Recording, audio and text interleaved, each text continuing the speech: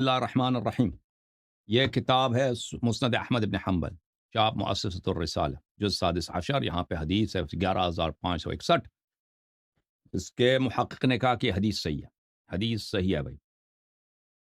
اس نے کہا صرف اتنا وَإِنَّهُمَا لَن يَفْتَرِقَا حَتَّى يَرِدَ عَلَيَّ الْحَوْض، یہ صحیح نہیں ہے، باقی سب صحیح ہے، حدیث سب صحیح ہے. حدیث یہ ہے، رسول صلی اللہ علیہ وسلم نے فرمایا انی قد ترکت فیکم ما ان اخذتم به لن تضلوا بعدی، میں تمہارے درمیان چھوڑ کے جا رہا ہوں کیا اس کو کہ اگر اس کی اتباع کرو، اگر اس سے سیکھو، اس سے تم ہدایت پاؤ تو کبھی گمراہ نہیں ہو جاؤ گے میرے بعد. الثقلین، یہ دو بہت ہی اہم، دو بہت ہی نفیس، دو بہت ہی قیمتی چیزیں. ایک جو ہے اس میں سے بڑا ہے دوسرے سے. ایک ہے کتاب اللہ، حبل ممدود من السماء الى الارض. کتاب اللہ جو ہے ایک رسی ہے جو آسمان سے زمین تک لٹکی ہوئی ہے. وعطرتی اہل بیتی، اور دوسرا وہ عطرت اہل بیت ہے، عطرت اہل بیت ہے، ٹھیک ہے نا. الا وانہما لن یفترقا حتی یرد علی الحوض، سمجھ جاؤ کہ یہ دونوں ایک دوسرے سے الگ نہیں ہوئے قیامت تک. تو رسول صلی اللہ علیہ وآلہ وسلم نے صحابہ سے فرمایا کہ میں تمہارے درمیان چھوڑ کے جا رہا ہوں وہ جس کی اتباع اگر کرو گے تو گمراہ نہ ہو جاؤ گے. ایک قرآن ہے اور ایک اہل بیت طاہرین علیہم السلام. تو پتہ یہ چلا کہ سب پہ لازم ہے، سب صحابہ پہ لازم ہے کہ اتباع کریں، سیکھ لیں، پیروی کریں. کس سے؟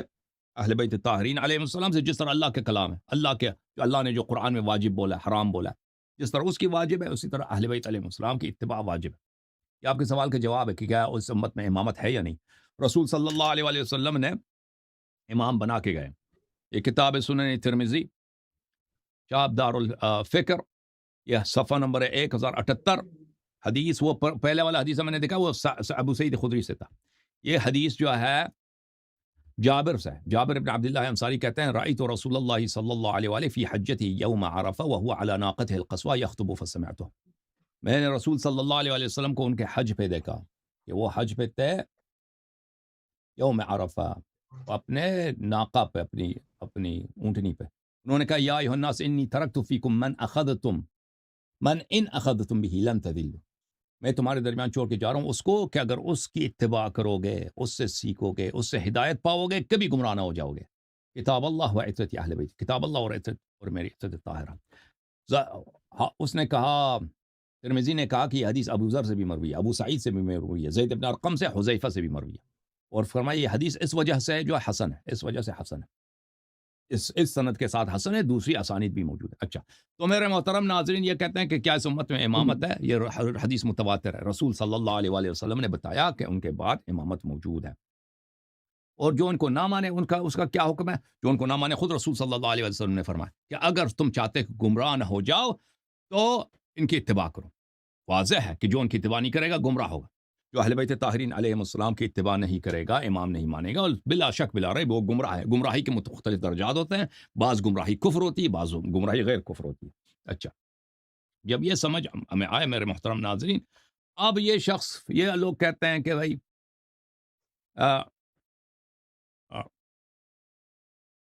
کیا ہے، رسول صلی اللہ علیہ وآلہ وسلم نے کسی کو جانشین نہیں بنایا، ایسے ہی چلے گئے. یہ دیکھو بھائی، یہ صحیح ہے، مسلم ہے، چاپ دار الفکر ہے. یہاں پر یہ روایت کو ملاحظہ کریں. باب الاستخلاف و ترکہ، صفحہ نمبر 927، حدیث نمبر 4607 ہے. یہاں پر اس حدیث میں یہ ہے کہ عبداللہ ابن عمر کو اس کی بہن حفصہ کہتی ہیں کہ آپ کے والد صاحب کو جو ہے چاقو لے گیا اور وہ دنیا سے جا رہے ہیں، تو وہ، یا چاقو کی لگنے کی بات بھی نہیں یہاں پر، تو آپ کے والد صاحب جو ہیں کسی کو اپنا جانشین نہیں بنانا چاہ رہے. تو وہ عبداللہ ابن عمر کہتے ہیں کہ یہ کام کو کر ہی نہیں سکتے کہ اپنے بعد کسی کو جانشین نہ بنائیں. تو اس نے کہا کہ نہیں، وہ یہی کرے گا، کسی کو جانشین نہیں بنائے گا. تو عبداللہ ابن عمر کہتے ہیں کہ میں نے قسم کھایا فحلفت انی اکلمہ فی ذلک، میں نے قسم کھایا کہ میں ان سے گفتگو کروں اس مسئلے پر. فسکت حتی غدوت، تو میں اگلے دن میں نے ان سے گفتگو کی، اگلے دن تک میں نے بات نہیں کیا. فکنت فکأنما احمل بیمینی جبلا، تو مجھ پہ یہ مسئلہ بڑا بھاری تھا کہ میرے والد صاحب جناب ابو عمر ابن الخطاب یہ کیسے اپنے بعد کسی کو جانشین نہیں بنائیں گے. یہ میرے لیے بہت ہی اس کا قبول کرنا مشکل تھا. تو میں ان کے پاس گیا، میں نے کہا انی سمعت الناس یقولون مقالة فعلیت ان اقولها لك زعموا انك غیر مستخلف. میں نے لوگوں سے سنا ایک بات جو میں نے قسم کھا ہے کہ میں اس مسئلے پہ آپ سے گفتگو کروں. لوگ کہتے ہیں آپ کسی کو اپنا جانشین نہیں بنائیں گے. ولو ان وانه لو كان لك راعي ابل او راعي غنم ثم جاءك وتركها رايت ان قد ضيع رعايه الناس اشد. عبداللہ ابن عمر نے اپنے والد سے کہا کہ اگر آپ کے پاس اونٹوں کا یا بکریوں کا کوئی چوراہا، کیا کہتے ہیں اس کو اردو میں، چوراہا بولتے ہیں نا، چرواہا ہوتا، اور وہ اس کو ایسے صحرا میں چھوڑ کے آ جاتا، ٹھیک ہے نا، چھوڑ کے چلا جاتا، تو وہ آپ کہتے ہیں کہ اس نے غداری کی ہے. فرعایت الناس اشد، لوگوں کا چرواہا پن یہ زیادہ مشکل، لوگوں کی نگہبانی زیادہ مشکل ہے، یہ زیادہ اہم ہے. فوافقہ قولی، اس نے میرے قول سے اتفاق کیا. اب دیکھو لوگوں، بات عبداللہ ابن عمر جو مثال دے رہا ہے نا، کہ اگر کسی صحرا میں چلے جائیں نا، وہاں پہ آپ کے کچھ بکریوں کو ایسے ہی چھوڑ کے چلے جائیں، کہتے ہیں میں نے اللہ پہ چھوڑ دیا، وہاں پہ کسی چرواہے کو معین نہ کریں، تو یہاں پر کوئی وہ ان کے ساتھ جو بھی کچھ ہوگا، لوگ یہی کہیں گے کہ اس چرواہے نے کیا کیا، اس کے ساتھ غداری کی ہے.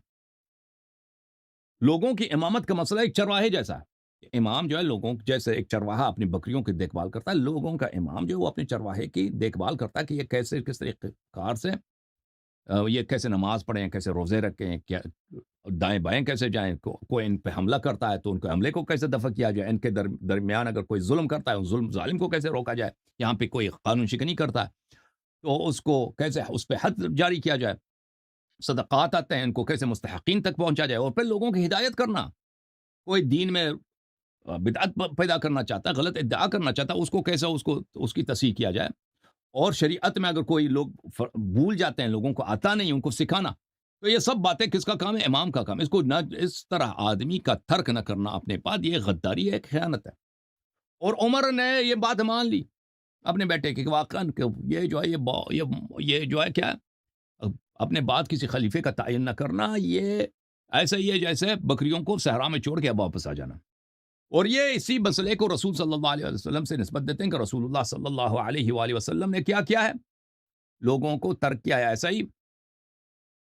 اور وہ لوگوں کو ترک کیا کہ بھئی وہ کسی کو امام نہیں بنایا، کسی کو امام نہیں بنا، ایسے ہی ترک کیا. حالانکہ رسول صلی اللہ علیہ وسلم کی میں نے ایک حدیث دکھا دی جو متواتر ہے کہ رسول اللہ صلی اللہ علیہ وآلہ وسلم نے اپنے بعد امام بنایا ہے. امام کس کو بنایا؟ اہل بیت طاہرین علیہم السلام ہے. اہل بیت علیہم السلام میں سب سے زیادہ افضل کون ہے؟ بلا شک بلا ریب امیر المؤمنین علیہ الصلوۃ والسلام ہے. اچھا،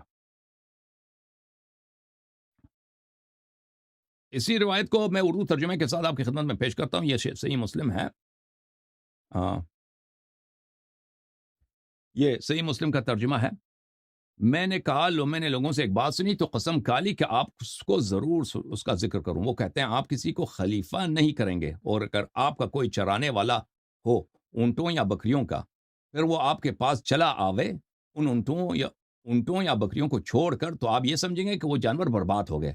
اس صورت میں آدمیوں کا خیال تو بہت زیادہ ضروری ہے. میرے اس کہنے سے ان کو خیال ہوا یہ غلط ہے، خیال ہوا. فوافقہ قولی، یعنی اس نے میرے بات سے موافقت کیا. اس نے غلط ترجمہ کیا. ایک اور ترجمہ بھی دیکھتے ہیں. یہ دوسرا ترجمہ جو ہے نا، غلام رسول سعیدی، اس نے اس طرح ترجمہ کیا، خلیفہ بنائے نہ بنائے اس کے باب میں. اگر آپ کے پاس کوئی چرواہا چلائے تو آپ یہی کہیں گے کہ اس نے اونٹوں یا بکریوں کو ضائع کر دیا ہے. لوگوں کی نگہبانی زیادہ اہم ہے. حضرت عمر نے میری اس رائے سے موافقت کی، ٹھیک ہے نا. تو یہ آپ کے خلیفہ صاحب خود کہتے ہیں کہ بھئی لوگوں کے اپنے بعد کوئی لیڈر اگر چلا جاتا ہے، اپنے بعد تعین نہیں کرتا، تو کیا ہوتا ہے؟ اس نے لوگوں سے غداری کیا. اب دیکھیں اسلام، آپ خود کہتے ہیں الیوم اکملت لکم، اسلام کامل ہے، شریعت کامل ہے. جی شریعت کا میں رسول صلی اللہ علیہ وآلہ وسلم کی وفات کے بعد سب سے اہم مسئلہ جس پہ اختلاف ہوا اور آج تک یہ اختلاف جاری ہے، وہ کون ہے؟ مسئلہ امامت و خلافت ہے. رسول صلی اللہ علیہ وآلہ وسلم کا اس مسئلے پہ کیا حکم ہے؟ مسئلہ بالکل واضح ہے. رسول اللہ صلی اللہ علیہ وآلہ وسلم نے اپنے بعد امام کی تعین کی. میں نے حدیث ثقلین دکھا دیا، میں نے حدیث ثقلین آپ کو دکھا دیا، ٹھیک ہے. اس کے علاوہ بھی ہمارے پاس بہت سارے احادیث ہیں. تو یہ بالکل واضح ہے. آپ کہتے ہو نہیں کیا. یہی کام اگر ایک چرواہا بکریوں کے ساتھ کرے تو آپ کہیں گے غداری ہے. اسی کو آپ رسول اور اللہ سے نسبت دیتے ہو، اور وہی آپ کے مذہب کا کیا اساس ہے. اور پھر کہتے ہو کہ نا آپ کے پاس حدیث ہے کہ رسول صلی اللہ علیہ وسلم نے فرمایا جو زیادہ مقبول ہے اس کو خلیفہ بناؤ، لوگوں کا اجماع کریں تو بناؤ، وہ حدیث ہمیں دکھا دینا بھائی، ٹھیک ہے نا؟ اب میرے 10 منٹ ختم ہو گئے، میں نے آپ کے سوالات کے جواب دیا، اب میرے سوال